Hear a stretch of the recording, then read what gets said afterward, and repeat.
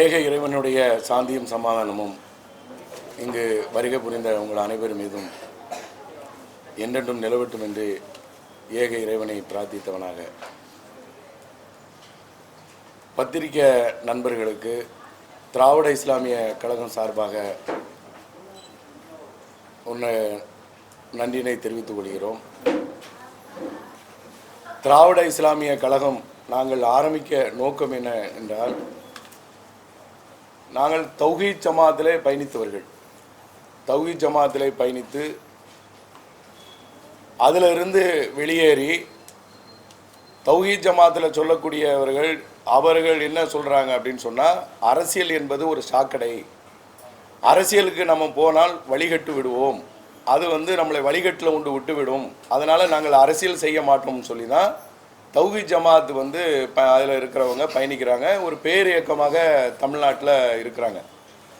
நாம் அதிலிருந்து பிரிந்து போன ஏப்ரல் மாதம் 2025 திராவிட இஸ்லாமிய கழகம் என்ற ஒரு அமைப்பை உருவாக்கி நாங்கள் செயல்பட்டு வருகிறோம். இப்போ தமிழ்நாடு முழுவதும் இந்த நாங்கள் சொல்லக்கூடிய கருத்தை ஏற்று இப்போ நாகர்கோயில், அதாவது கன்னியாகுமரி மாவட்டம், ராமநாதபுரம் மாவட்டம், செங்கல்பட்டு, காஞ்சிபுரம், சென்னை, இங்கெல்லாம் மற்ற ஏரியாக்கள்லேயும் நம்மளுடைய ஆதரவாளர்கள் இருக்கிறாங்க.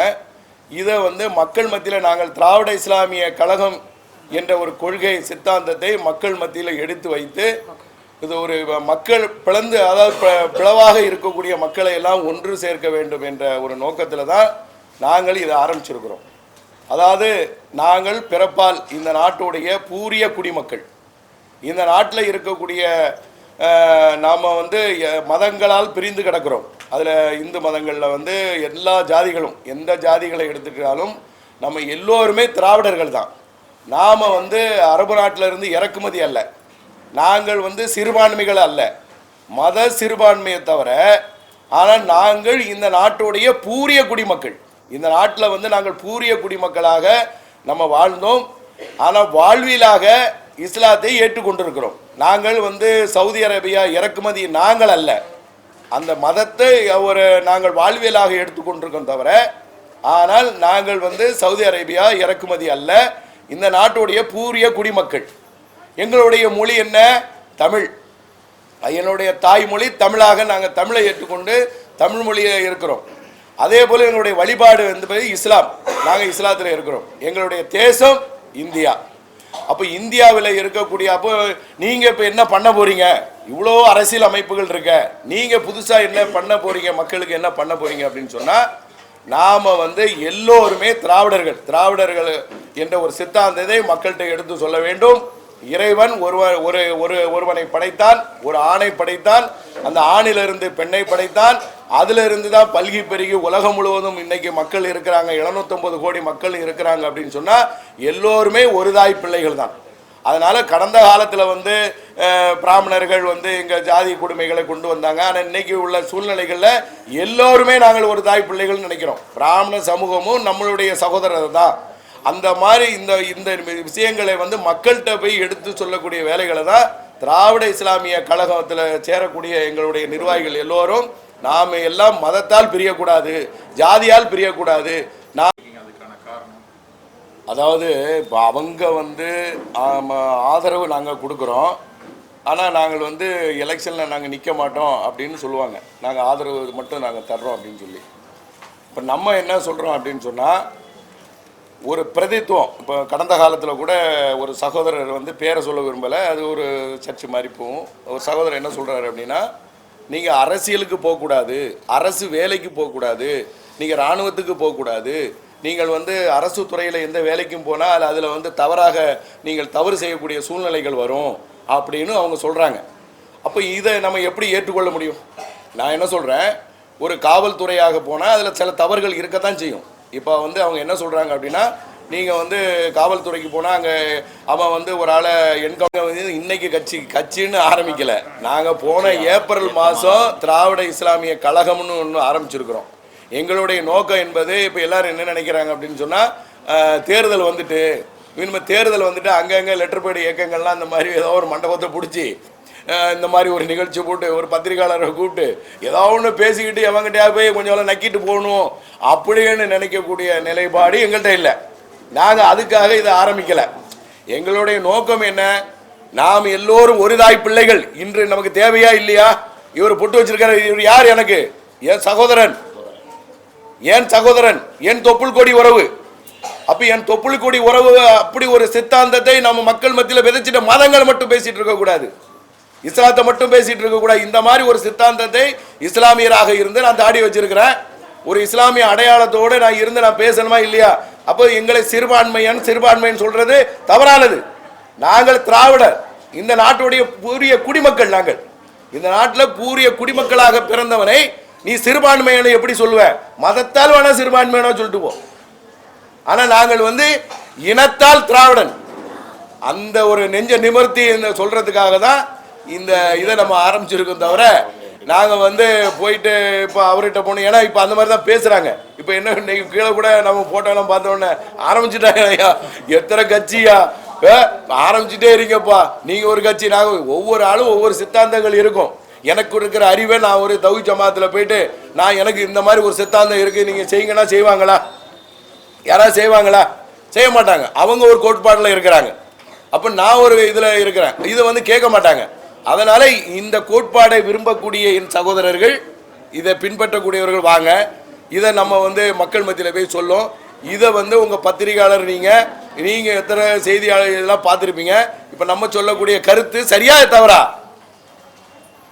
எத்தனை பேட்டியெல்லாம் பெரிய பெரிய தலைவர்கள்ட்டெல்லாம் நீங்க பேட்டி எடுத்திருப்பீங்கல்ல. நாங்கள் சொல்லக்கூடிய சிறுதான் ஒரு ஒருங்கிணைப்பு சென்னை மண்டலம்னு சொல்லி சிறுதாக கூட்டி இருக்கிறோம். எல்லாமே சிறுதாக தான் கூட்டுவாங்க. திமுக இருக்கும்போது எத்தனை பேர் இருந்தாங்க, இன்னைக்கு எத்தனை பேர் இருக்கிறாங்க? நாங்க ஒரு சித்தாந்தத்தை நோக்கி அப்ப நம்ம மோகன் பகவதையை கூட நாங்கள் சந்திப்போம். இந்த ஏக திராவிட இஸ்லாமிய கழகம் மோகன் RSS உடைய தலைவரை கூட நாங்கள் போய் சந்திப்போம். என்னையா இது மாதிரி பண்ணிட்டு கிடைக்கிறீங்க? அப்ப அவர்கள் என்ன நினைக்கிறாங்கன்னா, இஸ்லாமியர்களை இந்த நாட்டு பணிக்கரா வச்சிருக்கிறான், அப்ப தேவரா வச்சிருக்கலாம், ஆண்ட ஜாதி பாண்ட ஜாதின்னு எல்லாத்தையும் நம்ம இப்படிதான் கொண்டு போக முடியும். இவன் மட்டும் இடையில இருக்கிறான்னு அது முடியுமா? இன்னைக்கு 25 கோடி மக்கள் இருக்கிறாங்க இந்தியாவில்.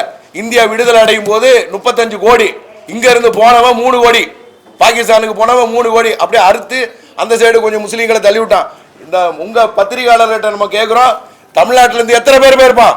இந்த மண்ணடியில் 2-3 வீடு காலியாக கிடக்கு. இந்த மண்ணடி பகுதியில் 2-3 வீடு இன்னும் காலியாக கிடக்கு. அது மத்திய அரசு கிட்ட இருக்கு. புரியுதா உங்களுக்கு? 2-3 வீடு கிடக்கு. வேற யாராவது போனாங்களா? அவன் கூட அந்த முகலாய மன்னர்கள் கூட வந்திருப்பானே, அவன் தான் போயிருப்பான். நாங்கள் திராவிடர்கள் இந்த நாட்டை விட்டு தனியா ஒரு நாடு வரும்போது கூட எங்களுக்கு நாடாவது புண்ணாக்காதடா, என் மண்ணுடா, என் நாடு அப்படின்னு நாங்க இருந்தவங்களுக்கு தான் இங்க இருக்கிற இஸ்லாமியர்கள். இங்க இருக்கிற இஸ்லாமியர்கள் தனி நாடு. இப்ப நமக்குன்னு ஒரு தனி வீடு கொடுக்குறான்னா ஓடி போயிருவானா இல்லையா? தனக்குன்னு ஒரு வீடு கிடைக்குது, சொந்தமா ஒரு பங்களா கிடைக்குதுன்னா போவானா? போக மாட்டானாங்க. ஒரு இஸ்ரேல் என்ற ஒரு நாடு அந்த பாலஸ்தீனத்துல போய் குடியேறினா, தனக்குன்னு ஒரு நாடு இருக்கும்போது உலகத்தில் பிரிந்து கிடந்தவன் எல்லாருமே அங்க வரலையா? அப்ப நமக்குன்னு ஒரு நாடு உருவாகும் போது அந்த நாட்டுக்கு நம்ம போனோமா? இல்ல. என் தாய் நாடு, ஏன் மண்ணு, ஏன் மக்கள், நான் இந்த நாட்டு செத்தாலும் சரிதான்.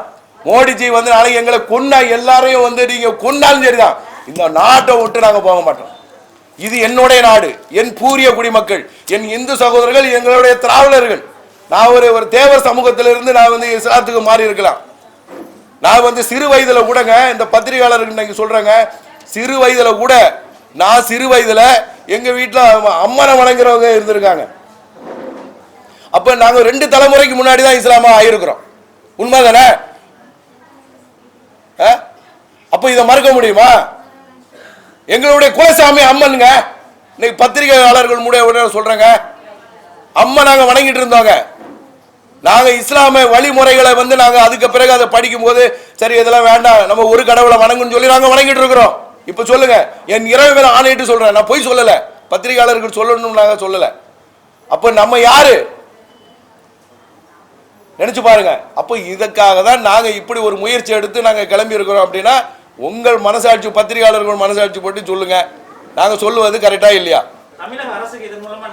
அரசு கோரிக்கை என்ன அப்படின்னா, இன்னைக்கு இறைவனுடைய கருணையால இன்னைக்கு திராவிட அரசு என்பது ஒரு நல்ல ஒரு நிலையில தான் கொண்டு போயிட்டு இருக்கிறாங்க. கருத்து வேறுபாடுகள் 1000 இருக்குங்க. திமுகவுக்கு மேலே எங்களுக்கு கருத்து வேறுபாடுகள் 1000 இருக்கு. அது இல்லைன்னா நான் சொல்ல மாட்டேன். திமுக 100க்கு 100 கரெக்டானதுன்னா நான் சொல்ல மாட்டேன்.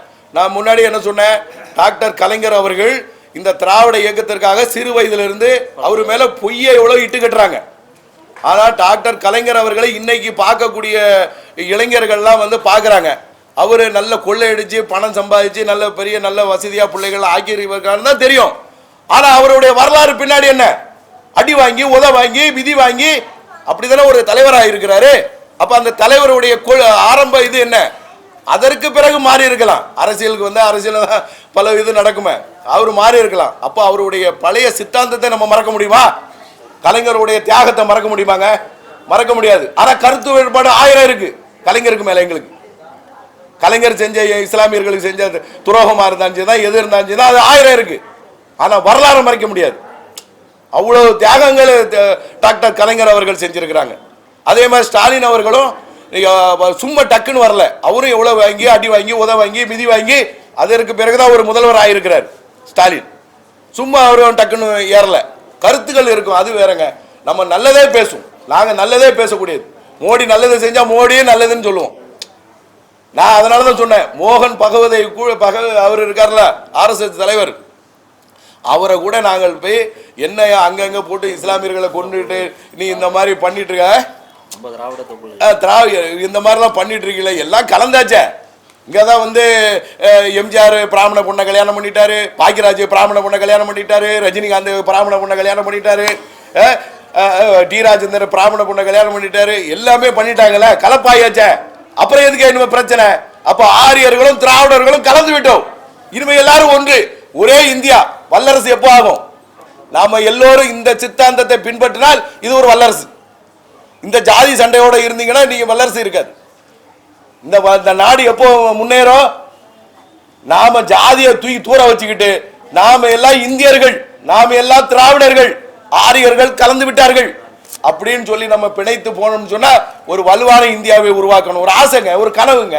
எங்களுக்கு இருக்கக்கூடாதா? நாங்க வந்து பாய்மார்களுக்கு பாய்மார்கள் ஒதுக்க கூட அப்படி போகக்கூடாது. நாம எல்லாம் திராவிடன். நான் வந்து எல்லாமே என்ன இந்து சகோதரங்க பாருங்க, எல்லாம் அட்வொகேட் தான். அட்வொகேட்டுங்க, சும்மா இல்லைங்க, அட்வொகேட்டுங்க. ஏன் தொப்புள் கொடி உறவுங்க, அவர் குடிச்சா தண்ணியை நான் குடிப்பேன். இப்படி ஒரு சித்தாந்தத்தை தமிழ்நாட்டில் கொண்டு போகலான்னு சொல்லிட்டு தான் நாங்கள் வந்து முயற்சி பண்ணி, சிறு கூட்டம் தான், எல்லாரும் கேலி பண்ணுறாங்க. ஏய் உங்களுக்கு நல்ல ஏதாவது கிடைக்கும், அங்கே விஜய்கிட்ட போங்க கிடைக்கும், இங்கே போனால் கிடைக்கும், அங்கே போனால் கிடைக்குன்றாங்க. கிடைக்கிறதுக்காக ஆரம்பிக்கலை, கடை போடலை, கொள்கைக்காக கடை போட்டிருக்கிறோம். முடிந்த அளவில் பயணிப்போம்.